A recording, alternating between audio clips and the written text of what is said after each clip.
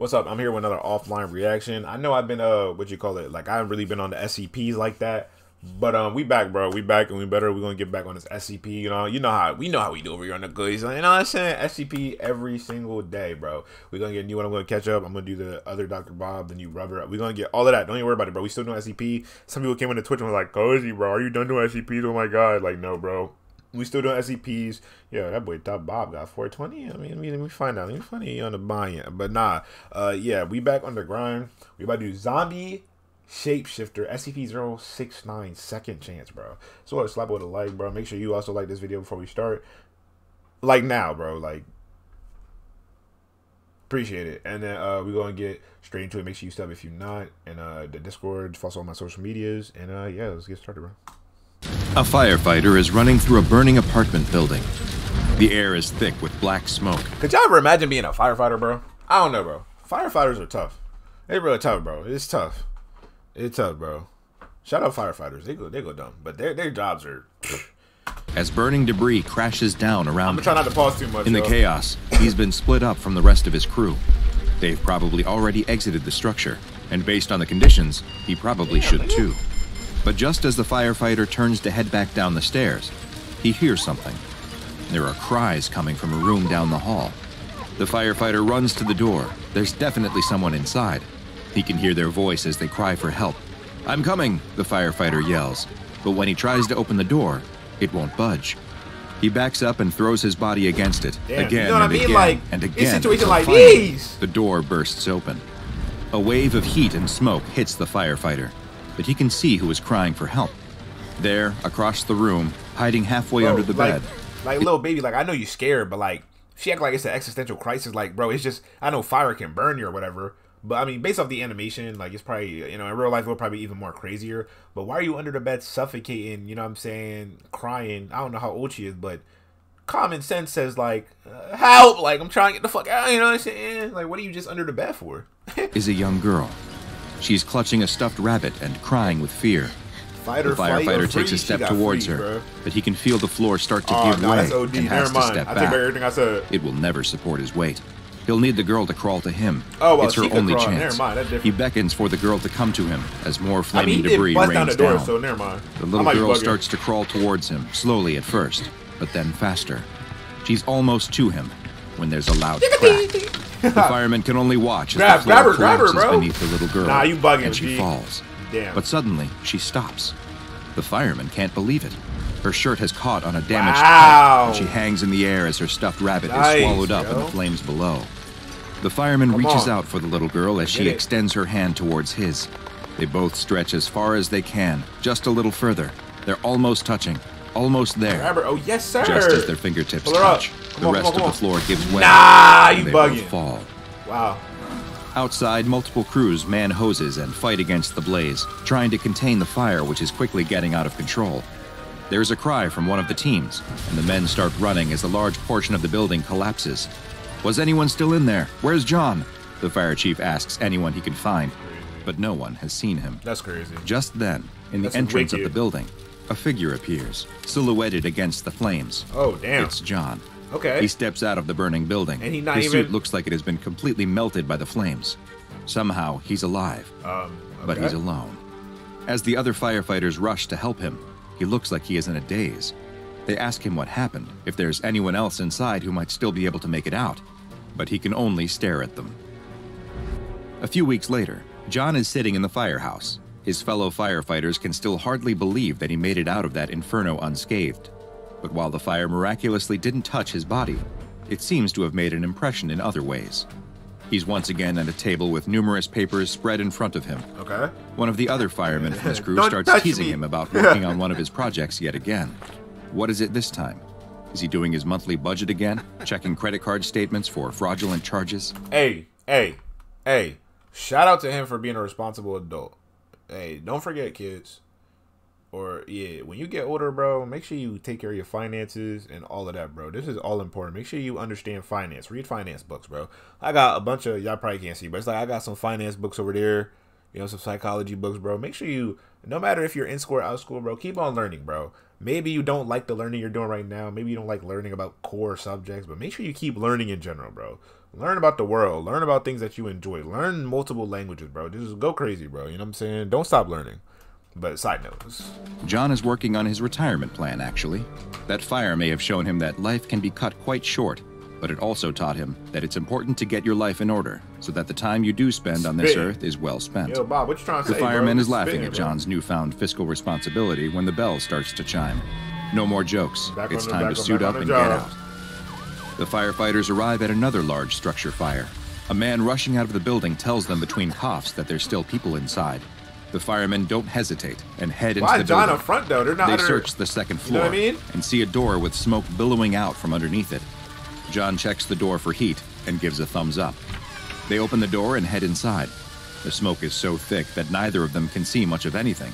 But then, through the smoke, they spot something. A woman is lying on the floor. They both step towards her when a beam comes crashing down from the ceiling. Damn. They both leap out of the way, and the fireman barely escapes being crushed.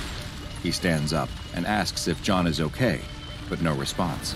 He quickly looks around, but he can't see him. It's as if he just vanished.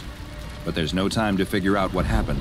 He scoops up the woman, who coughs as he picks her up. I mean, She's hey, you gotta do what you gotta do. As the fireman exits the building with the woman, she appears to have completely regained consciousness. The chief approaches them, but the fireman can only shake his head as if to say, John didn't make it this time. The woman who was rescued from the fire is in the hospital. The doctors can hardly believe it, but she tells them she's fine, and x-rays of her lungs show that there's nothing wrong at all. It's as if she hadn't just been carried out of a building where multiple civilians and firefighters were killed. The doctor tells her that they'll need to run a couple more tests, but if those come back clear, then he doesn't see any reason to hold her. As he is leaving her room, though, he stops and turns to her with one last thing. She has some visitors. The woman seems confused. As the doctor exits the room, a group of several people in dark black suits walk in. They look like FBI or CIA agents, but they don't have any badges. Good afternoon, ma'am. We're from the SCP Foundation. We've been looking for you. As the Foundation agents took this young woman into custody, researchers were already preparing a containment cell for her. Though once she got there, she would have a new name, SCP-069. This anomaly is a humanoid entity, though its exact appearance can vary dramatically thanks to its bizarre ability. Whenever SCP-069 is left alone with a recently deceased person's body, 069 will acquire its exact appearance. And not only will SCP-069 look like the recently expired individual, it will also take on their physical mannerisms, their voice, and even their patterns of speech, allowing it to look and sound exactly like the person who just passed away. In the same moment that it begins mirroring the person, the corpse will also disappear by a process that Foundation researchers have yet to understand. The body vanishes without a trace, leaving only the new SCP-069 instance alive and well in its place. This doppelganger will be virtually indistinguishable from the original, with even DNA and fingerprint tests coming back as a match for the original. Friends and family will have no idea that an anomalous entity has taken their place, since in addition to taking on all of the physical qualities of the deceased person, SCP-069 will also gain their knowledge and memories. They will act exactly as the person did, with only one single difference setting them apart.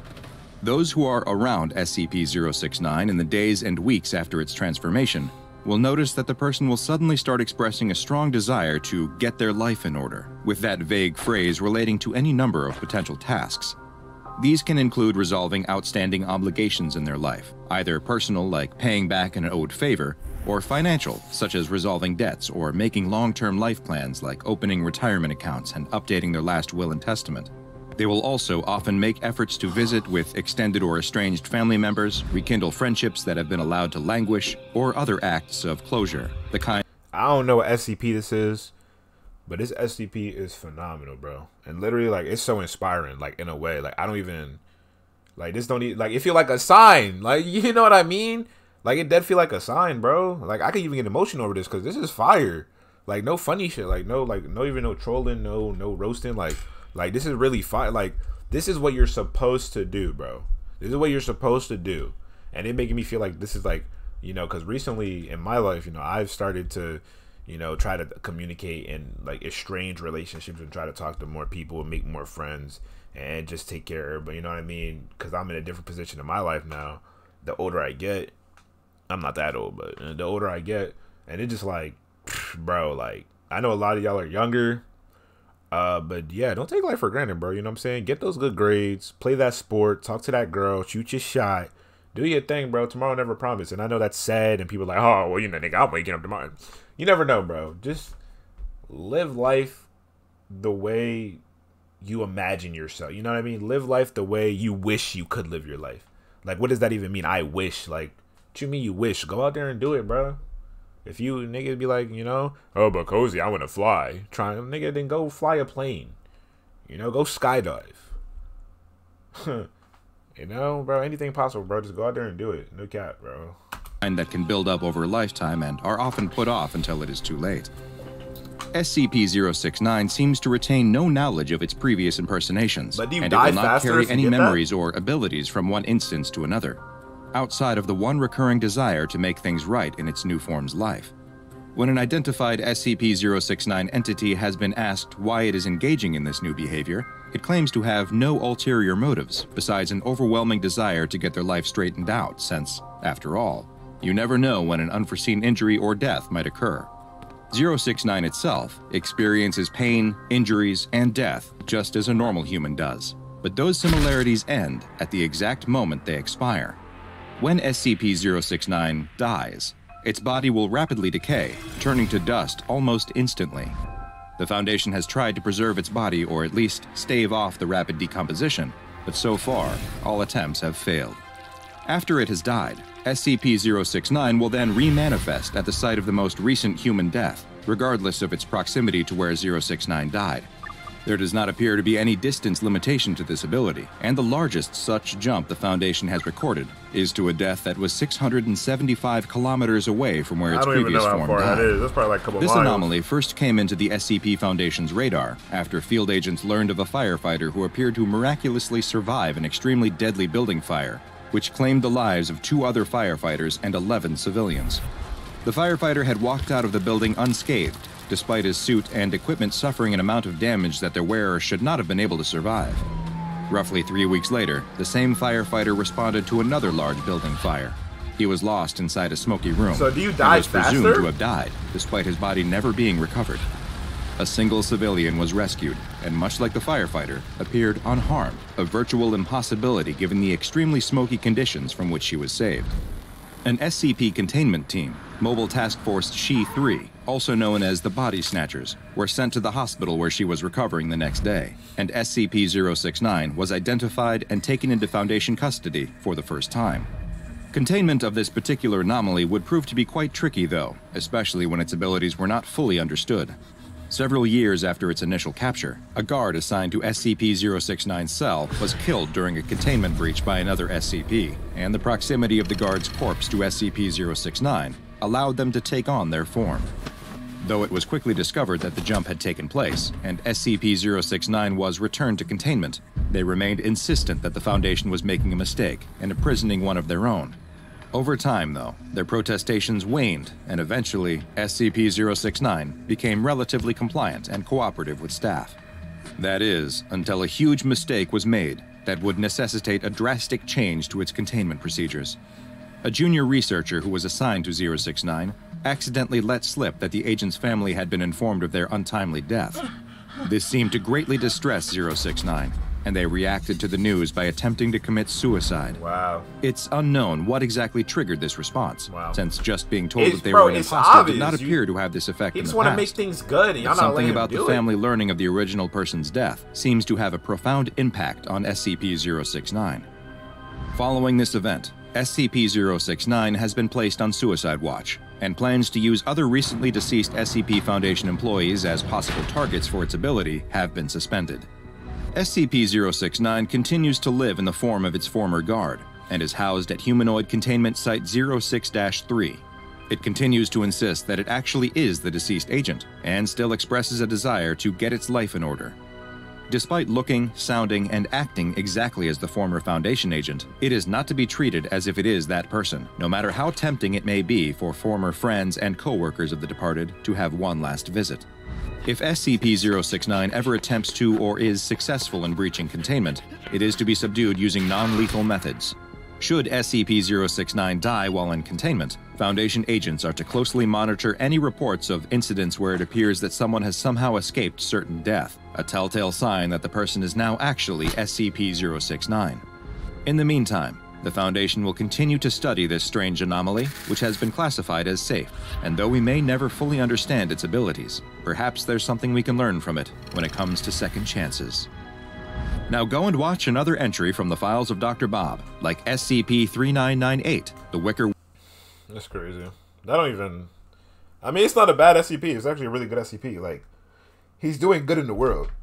And for that, I commend this SCP. I don't know why you would want to contain it. It's one of the few SCPs where it's like, I mean, do we really need to contain it? Unless they make people more likely to die. Then that's the only way I see why you would want to contain it. But other than that, I mean, even then, they're still giving them a second chance because the person was going to pass away regardless. But, hey, bro. Shout out about Dr. Bob, bro. This was fire, bro. Hope you guys liked the video. If you got this far, make sure you like. If you haven't liked, you're weird. Go ahead and comment more suggestions. Join the Discord. Follow me on all social medias. Everything at Isaiah Cozy. And I'll see you later. Peace.